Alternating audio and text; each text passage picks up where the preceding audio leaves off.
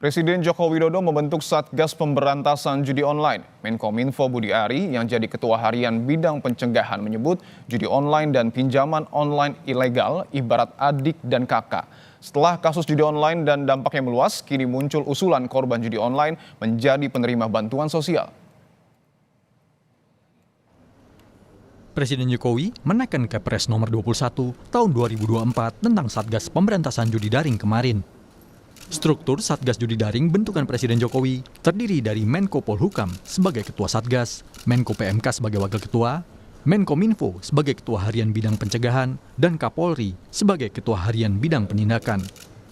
Menanggapi temuan PPATK terkait judi daring dan pinjaman daring ilegal, Budi Ari bilang keduanya bertalian ibarat kakak adik sekandung. Ketuanya Pak Menko Polhukam, wakilnya Ketua Menko PMK, saya Ketua Harian Bidang Pencegahan, Pak Kapolri Ketua Harian Bidang Penegakan Hukum.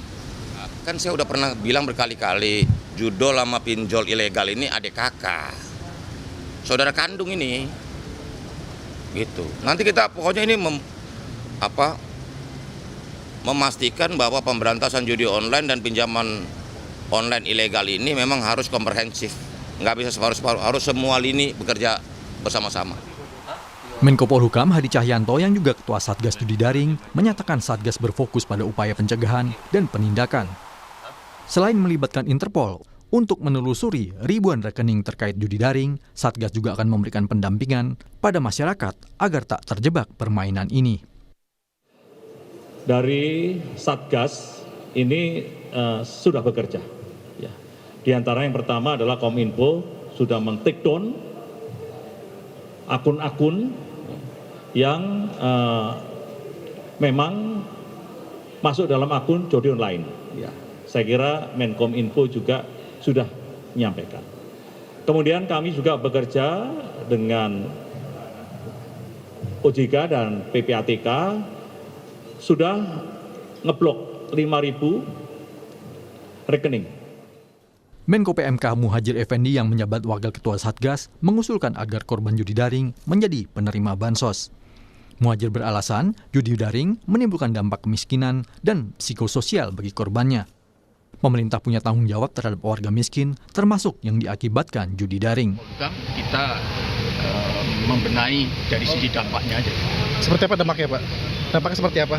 Iya, termasuk banyak yang menjadi miskin baru, itu menjadi tanggung jawab kita, gitu, tanggung jawab dari Kemenko PMK. Misalnya, kemudian kita masukkan di dalam GTKS sebagai penerima bansos. Dalam kunjungan kerja ke Banten, Menteri Sosial Tri Risma hari ini merespon usulan korban judi daring menjadi penerima bansos. Kata Risma, semua warga miskin yang masuk data terpadu kesejahteraan sosial DTKS berhak mendapat bansos. Ada datanya ya, Bu? Ya, kan harus ada datanya. Kalau nggak ada datanya, kan nggak bisa. Ya, sepanjang dia miskin, ya iyalah dia berhak. Ya kan, judi online sepanjang dia miskin, ya dia berhak. Ya kan, pokoknya tidak dilarang oleh negara, ya saya siap, gitu kan.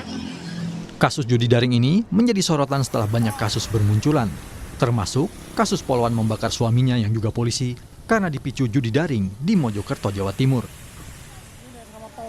Adanya Satgas diharapkan bisa memberantas judi daring setelah sebelumnya marak kasus akibat pinjaman daring.